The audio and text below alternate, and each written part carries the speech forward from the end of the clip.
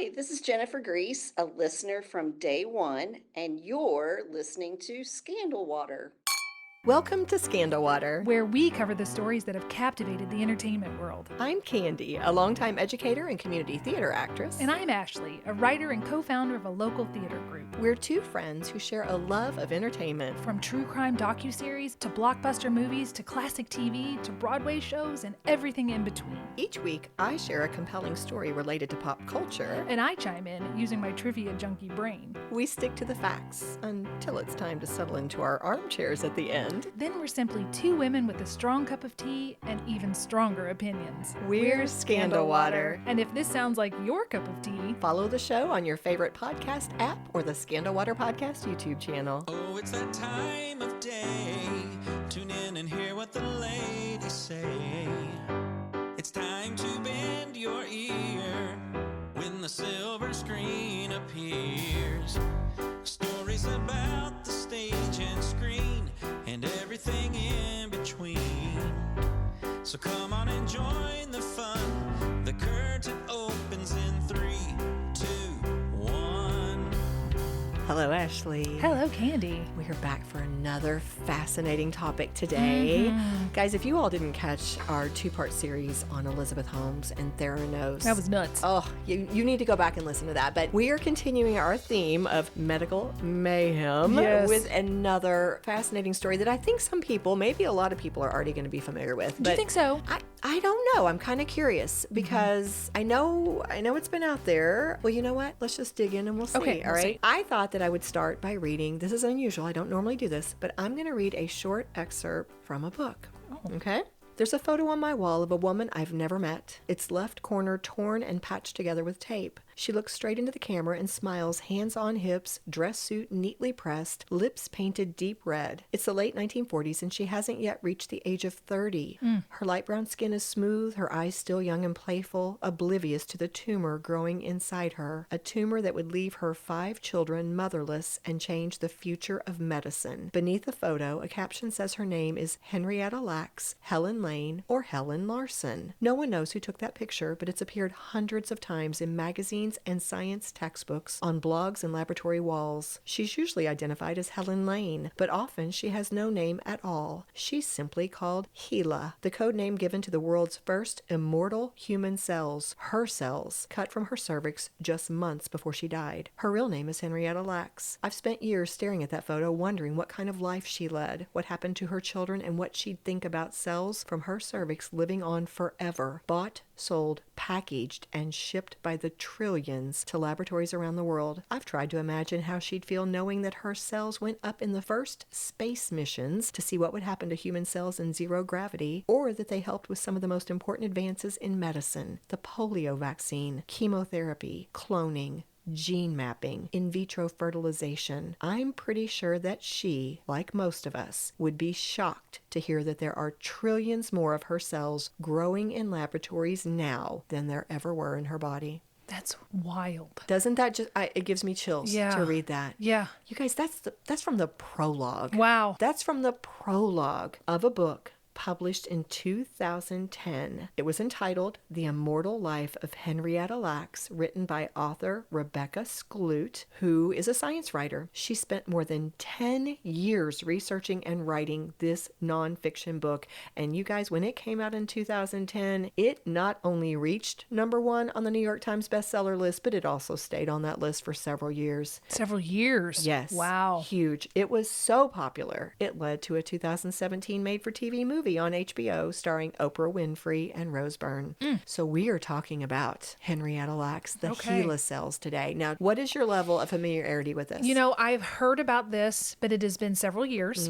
And I believe it was a podcast. I don't know if it was a history podcast, a medical podcast, but that is where I first learned about it. But it's been so long that most of what you're going to tell me today will feel like fresh information. Yeah. I read the book probably not long after it came out because a science teacher in my school people recommended it. She was like, this is so good. And she used excerpts from it to talk about certain concepts, with her kids. So I did read the book, but again, long time ago, and I had never seen the movie. So when I started researching this, I felt like I had a little bit of background, but I'm like you, I'd forgotten a lot of the details. So I found this fascinating. And I think you guys will too, even if you're like us and you have some level of familiarity with the story. Here we go.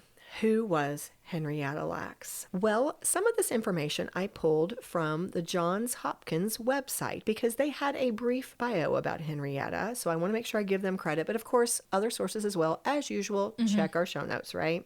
But Henrietta Lacks was actually born Loretta Pleasant on August 1st of 1920 in Roanoke, Virginia. No one is really sure when or why she started going by the name Henrietta, but we know she did. Henrietta was raised by her grandfather on a tobacco farm in Clover, Virginia, following the death of her mother, Eliza. Now, Henrietta's grandfather was also raising another grandchild. So Henrietta lived in the house with a cousin named David Lacks, nicknamed Day, and those two actually ended up becoming romantically involved. Okay. They were married in 1941. Okay. Shortly after that, they moved their family to Turner Station in Maryland. Now, the two had 5 children: Lawrence, Elsie, David Jr., who they called Sonny, Deborah, and Zachariah. Henrietta spent her days caring for the children, and Day worked at a place called Bethlehem Steel. Now, the Laxes lived in a neighborhood surrounded by family and friends, and Henrietta often helped extended family members make the transition to Baltimore by offering housing and meals. In terms of what she enjoyed, Henrietta liked to dance, cook, play cards, and take her children to visit Clover on the weekends. But in January of 1951, Henrietta went to the Johns Hopkins Hospital after finding a lump in her cervix.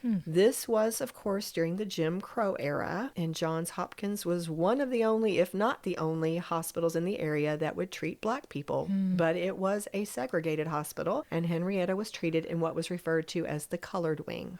A sample of the mass was taken, and a few days later, she was diagnosed with stage 1 cervical cancer. The following month, Henrietta had her first radiation therapy treatment, and the doctor took samples of the cervical tissue without obtaining her consent, which was actually a common practice at that time because the U.S. health system did not yet have established practices or laws related to that procedure. Okay. The samples taken from Henrietta were sent to a lab to see if they could be grown in culture, also a routine practice when women with cervical cancer were being treated at the hospital. After a brief stay at Johns Hopkins, Henrietta was discharged and she returned home to her family. But during this next 6 months, she received more radiation treatments. And these treatments were brutal by today's standards. Yeah. It was the most advanced strategy they had at the time, Yeah. but they were awful. They were so painful. They caused radiation burns. It was just horrendous what this poor woman went through. And sadly, she didn't see any improvement. She was also in great pain. She had pain before, but I think it was actually worse after all this. She was admitted to the Johns Hopkins Hospital in August of 1951. Her tumor had spread despite the radiation treatments. Her condition continued to worsen. Henrietta was given medication to ease her pain, and tragically, at the age of only 31, She's so young. so young. She passed away on October 4th, 1951, after spending her final 2 months in the hospital.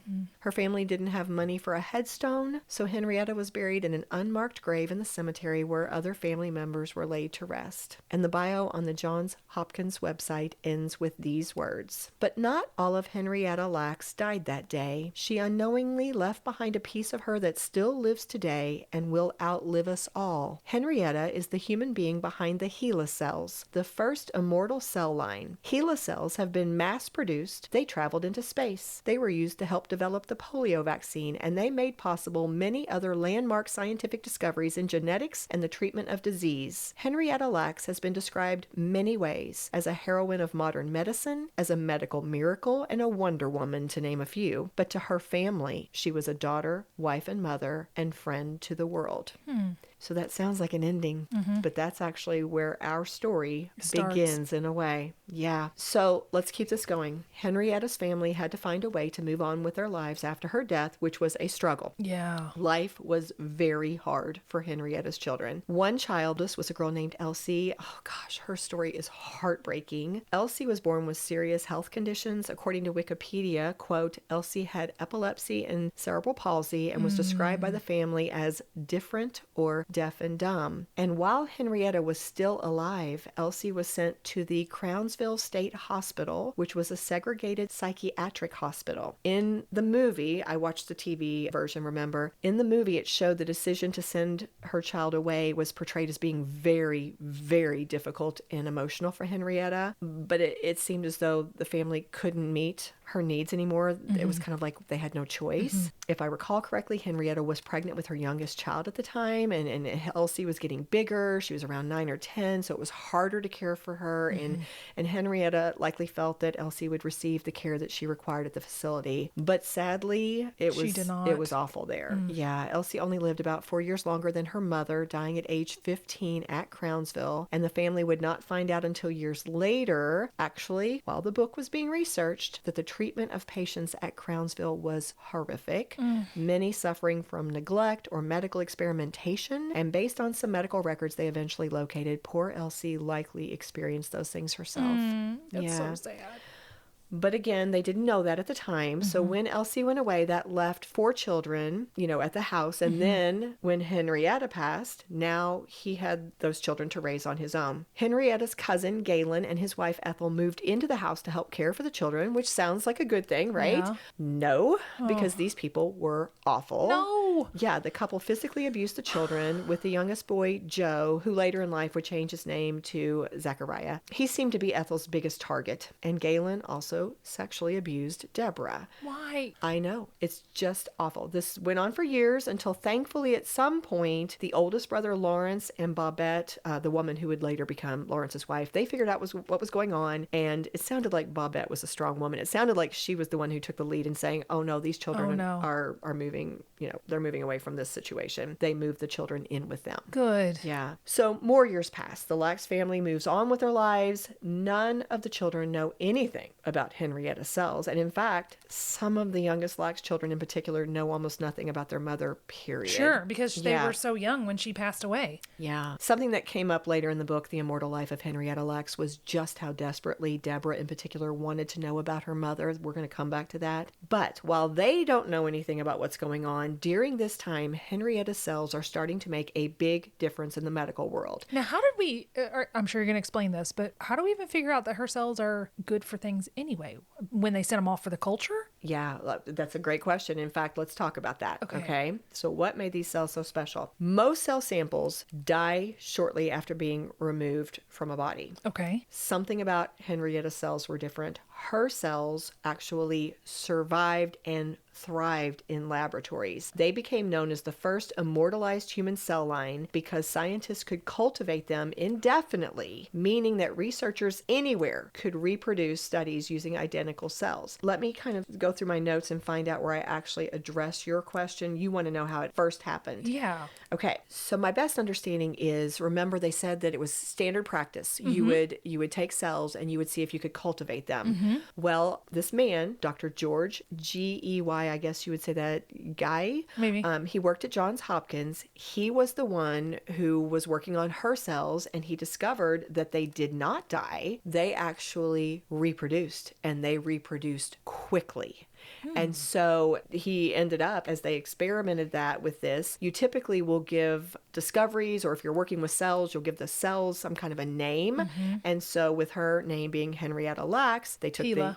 they took the H-E and the L-A, and it became HeLa. So we'll talk more about the cells and what makes them special, but that's kind of the basic story of how they were first discovered. But in terms of what actually makes them so special, these cells actually became the cornerstone of modern medicine. We've already talked about how many innovations they allowed to happen.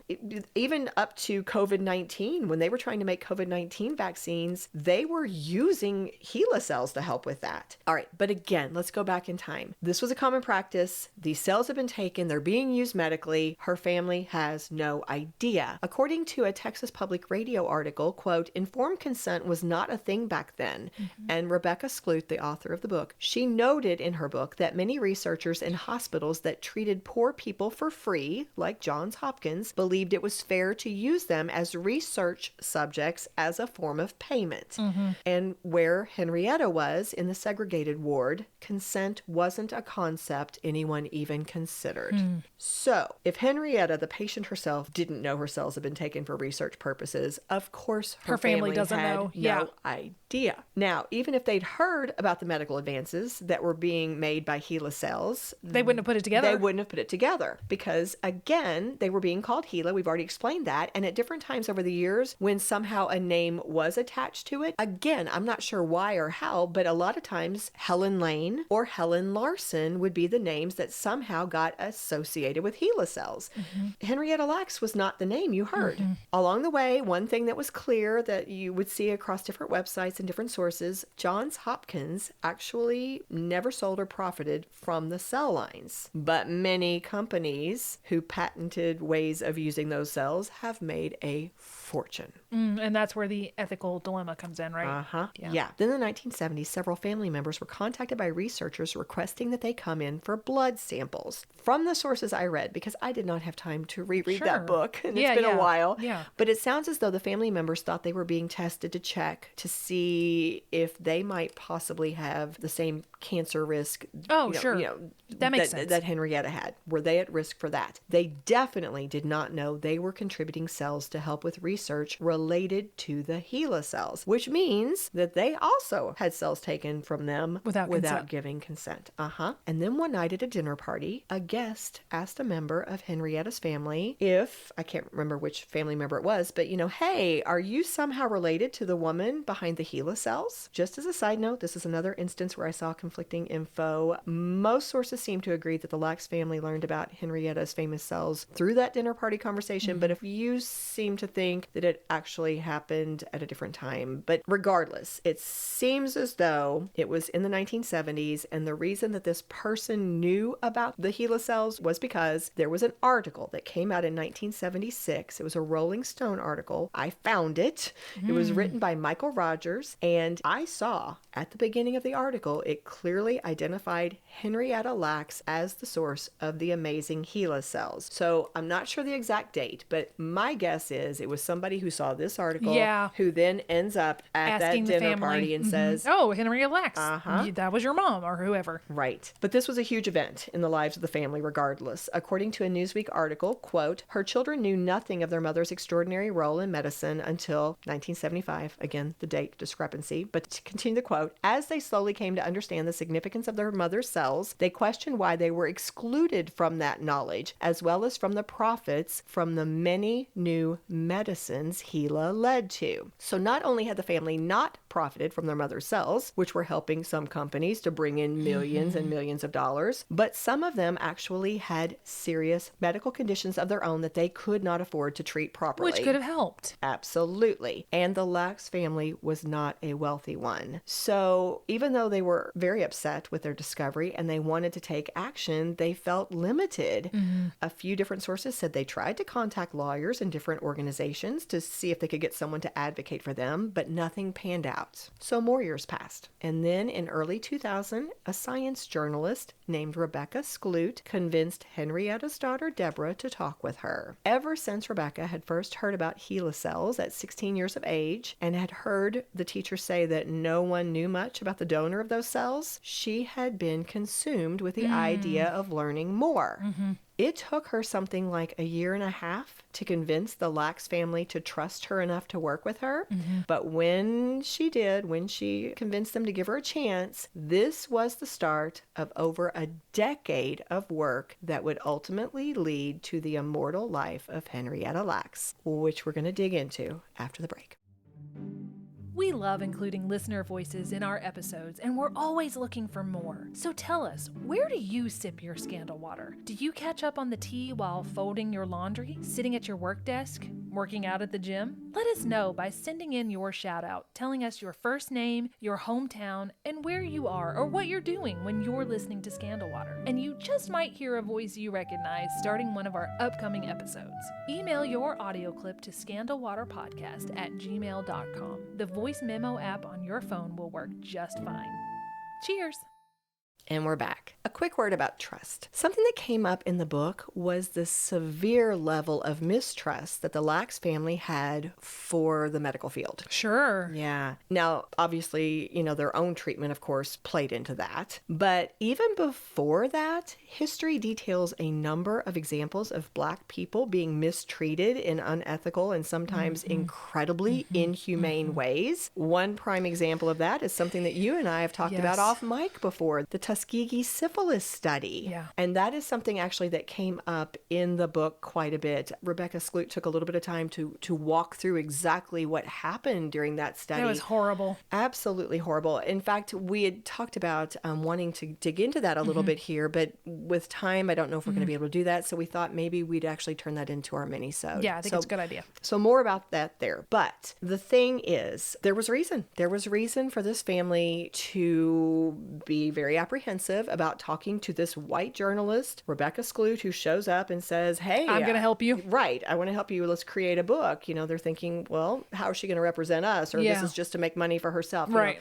This is not going to pan out well. But it was Henrietta's daughter, Deborah, who decided to collaborate with Rebecca and then prompted her family members to also cooperate. Deborah's primary motivation was her desperate need to find out more about her mother. Yeah. Now, when we started out and we gave that brief bio at the top of the episode, that's more than her family knew. Really? Yeah, there was so little. It was so superficial, the knowledge that they had about her. It took some digging. Even to bring that much out? Right, right. And so Deborah had only been around two, when her mom passed away. She remembered almost nothing, and nobody was talking about her, So despite her own physical and mental health issues, Deborah worked alongside the author, Rebecca, for years to help her gather the interviews and the other research that was needed to write the book. In fact, what convinced her to work with Rebecca was the author's promise that Deborah could go along with Rebecca when she was trying to gather information. Oh. First of all, so that Deborah could use that opportunity to learn about her mother mom. too,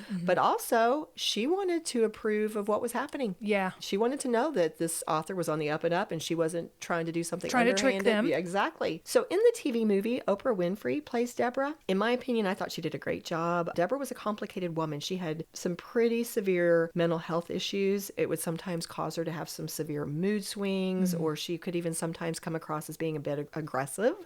But these two women spent so much time together, worked so hard together. They were become doing something. friends? They became close friends. I mean, Good. they bonded so much. And at some point in the process, Rebecca realized she was going to have to become a character in the book, even though she said she fought against it for a long time. I found That Rebecca was going to have to become a character, or that Deborah was? that Deborah was going to be a character, of course, but that Rebecca was also going to have to be included. Okay. On her website, she answers a lot of questions about the book and the research and the whole case. Here's a quote I found from the FAQ section. When I came home from reporting trips filled with stories about my time with the Lacks family, my agent, friends, editor, and family all had the same reaction. They'd say, you have to put that in the book because the family's response to you is part of the story.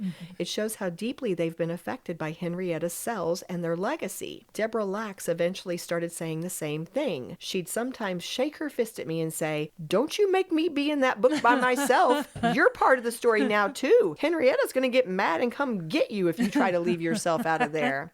Sadly, Deborah passed away in 2009 at the age of 59 after suffering a heart attack.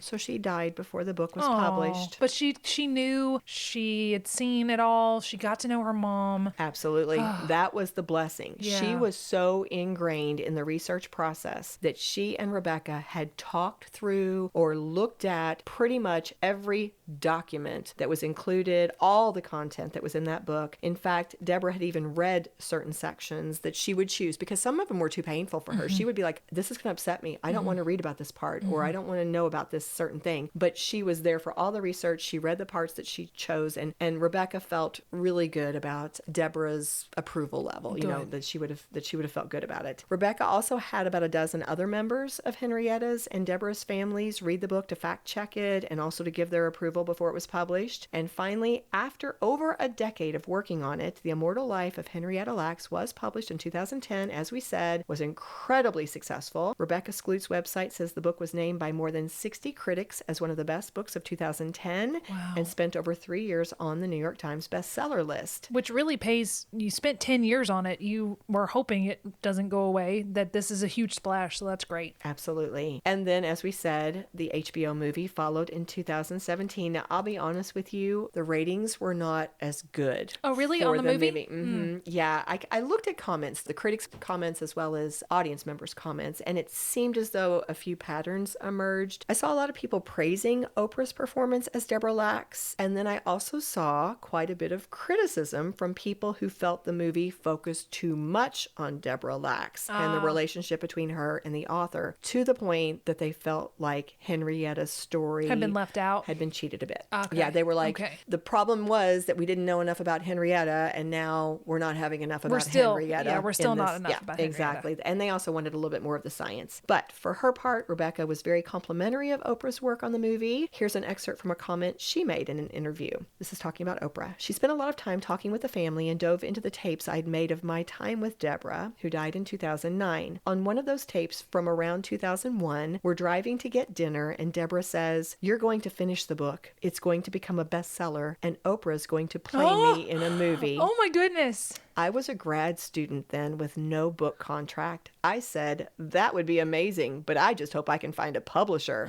It was a relief that Oprah was involved and handled Deborah with respect. She's a very complicated character, and it would have been too easy to portray her as erratic and emotional. What a prophecy that Deborah I gave. know. And I mean, Because think 2001, it wasn't published until 2010. You said it took 10 years. This is right when she starts on it. isn't that crazy? I Whew. know. I included it because it hit me the same way. Now, to be fair, I need to point out a few of Henrietta's family members did not like the way Henrietta and or the family were represented in the book. Two of the people who did not seem to like it at all were Lawrence Lacks, Henrietta's son, and also Lawrence's son, Ron. Although at the time that they were making some quotes, they had admitted that they hadn't actually seen the book or the movie. I don't know if they did see it after that, but according They to... didn't like the idea of the book, it sounds like. Or they'd heard bits and pieces and just felt like maybe it was a little disrespectful to Okay. the family. I'm not sure. Okay. But many other family members have expressed their pleasure at the work that Rebecca did. Jerry Lacks Y, Henrietta's granddaughter, said during a panel event held at Stanford in 2018, quote, "Everything we know about our grandmother came from the book. We have a better sense of who she was as a person, as a mom, as a wife. They say she loved to wear red nail polish, that she never left the house without a neatly pleated skirt, loved to cook, had hazel eyes, a small waist, size 6 shoes. It's a great honor to know our grandmother as a person rather than just as HeLa cells." Yeah. So that bio we were talking about before, again, Rebecca's work is how they know some of the things that are now in that biography. Since the book and movie came out, several positive things have happened. Rebecca Skloot started the Henrietta Lacks Foundation in 2010, and that same year, Henrietta was finally given a headstone. Oh. The funds for the headstone were donated by a man who had long tried to honor Henrietta's legacy and was actually the one who had connected the author with the Lacks family. His name was Dr. Roland Patillo, and his wife Pat was part of that too. Another tribute, Johns Hopkins has a Henrietta Lacks building scheduled to open in 2027. At the groundbreaking ceremony in 2024, the president, Ron Daniels, said, "When the Henrietta Lacks building rises, it will be a vibrant, multidisciplinary site of learning, discovery, and dialogue that will facilitate community-oriented medical research and nurture the next wave of progress in the study and promotion of research ethics. We look forward to a building that will do justice to Henrietta Lacks' transformative legacy, and we offer our heartfelt thanks to the members of the Lacks family for their generosity of spirit in lending this building her name." One other notable development, after decades of receiving no compensation from Henrietta's unknowing contributions to science and medicine, things have finally changed I would for the hope Lacks so. family. In 2023, Lacks estate reached an undisclosed settlement with the biotechnology company Thermo Fisher Scientific Incorporated. Lawyers for the family argued in that case that the company continued to commercialize the results long after the origins of the HeLa cell line became well known, and that they had unjustly enriched itself off of Henrietta's cells. And of course, they won. As of February 26, 2026, an AP News Hey, article... wait, when? That's my birthday. It is. Hey, as of my birthday this year, y'all. Well, as of your birthday, an AP News article said that a pharmaceutical company named Novartis had also settled a lawsuit by the estate of Henrietta Lacks. And of course, there are other cases still pending. Give it all to them. Give it all to them. Armchair psychologist. Well, I think that brings us to the armchair. Before I ask you a question, Ashley, just what are your thoughts in general? Well, it's hard. The ethical implications are that this was taken without her knowledge, but it helped. It helped society. It's this wonderful thing. The problem comes in, and I feel like if she had been asked, I feel like her personality would have said, absolutely, I want to help. If she had had knowledge, I think she would have given permission. Right. But she wasn't given a chance to give permission, and then her family was not informed. I think that's where we come down to this wasn't right. You kept it from this family who clearly needed the money. Could have benefited. That's the word. They really could have benefited from it. So that's the impression I'm left with, is what part of this is the ethical dilemma. And I think it's less about the taking of the cells, and maybe I'm wrong. Maybe I'm reading this wrong, because I think any of us, if we knew this is going to help, we would give permission. It's the hiding it from the family that becomes the problem to me. That's where I am right now. What are you thinking?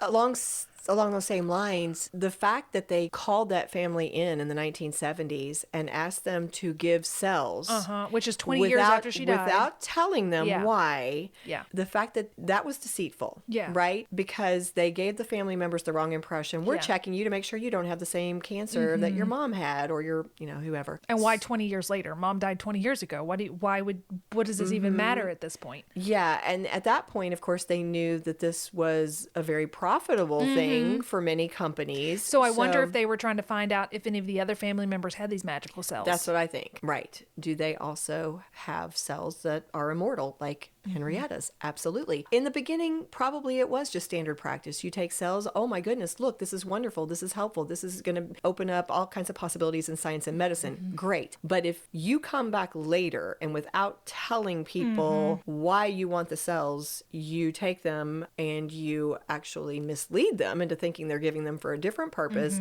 And yet there are those out there who are making a huge profit. This clearly seems unethical. Yeah. Something seems very wrong. Yeah. So I think that's probably where a line was definitely crossed. Other than that, I don't know. I think the other thing that hits me is just how sad it is. Yeah. Here's this woman who is immortal, whose picture we started with, her picture had been on this woman's lab wall, I think she said, and had been in countless textbooks. And yet people didn't know who she was or what she'd done. Like they couldn't even tell you the most basic things about her. Do you know what it reminds me of as you were telling this story?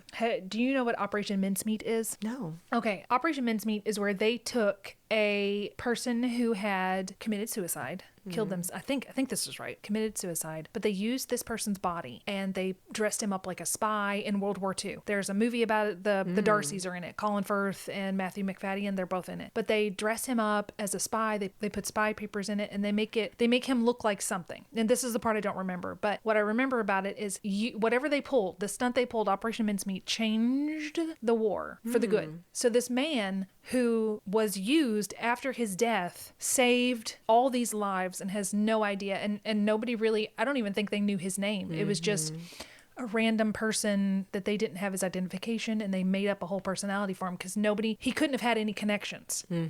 So this person that couldn't be identified was used for good, but never knew how he was used. Yeah. That's why when you were telling this story, and I'm sorry if I butchered the Operation Mincemeat thing, but there's a movie, there's podcasts about it. Look him up. It's just these people who have no idea how they benefited society were used. Their death brought more change than their life, and they were both anonymous for a very long time. Yeah, that's a really cool story. I've never heard anything about that. Yeah, and like I said, I may have messed it all up, but I'm pretty sure that's the essence of it. And the point is that this poor man who was so despondent he could not face another day ended up saving lives with his choice. The last point I want to bring out before we close it is Rebecca herself. Can you imagine sitting in the classroom at 16 years old and thinking, and almost getting this mission downloaded into your spirit, going, 16 years old, Henrietta Lacks, I wonder who that is. And then dedicating we're all given X amount of time on this planet. Let's say it's 80 years. This is like 1/8 of her life is given to this particular project, and not knowing at the end of it if it's even going to do anything. That is, wow. When you say it like that, that's so admirable. Yeah. So admirable. How cool that she did, And what a became difference friends that with made. the family. At 16, you're learning about these people, and then you end up being best friends with her daughter. And let's be honest. Had that book not been written, the family would have never gotten that money. They would have never won those cases. So ultimately, I think I agree with you. I think going back to your previous point, Henrietta would have made that choice. I feel like she was a wonderful person who That's what it probably sounds would like. have made the choice to help others. But I think she also would have thought, well, if people are making money off this, Take care of my family. Yes, take care of my family. So it's so nice to know that it kind of came to this beautiful conclusion where Henrietta is finally being honored. Her name Out in is the out open. there. Right. Her family has benefited, and I guess back to our author who's dedicated 1/8 of her life, she has as well. So that's a nice way to end this episode. Cheers to Henrietta. Henrietta. None of this would be possible if not for her. Absolutely. Cheers. Cheers. If you love what we do, please rate and review our show or become a supporter through Buy Me a Coffee or Patreon. Whether a single gift or recurring monthly donation, your support is what allows us to keep the tea brewing. Subscribe on your favorite podcast app or the Scandal Water Podcast YouTube channel, and follow us on Facebook, Instagram, and TikTok. Show notes are available at our website, scandalwaterpodcast.com, where you can also access the merch store and more. This episode was executive produced by Candy Thomas, that's me, and Ashley Raymer Brown. That's me. It was researched and written by Candy Thomas and edited by Ashley Raymer Brown. A special thank you to Josh Martin, who wrote, composed, and performed the Scandal Water theme and other music, Matt C. Adams, who created the artwork, and Joshua Reith, who designed our website and provides ongoing technical support. As a reminder, this podcast is purely for entertainment purposes. The thoughts and opinions of the host during each episode of Scandal Water are their own and do not reflect the opinions of any future guests, advertisers, or clearly professional psychologists. Thanks for listening.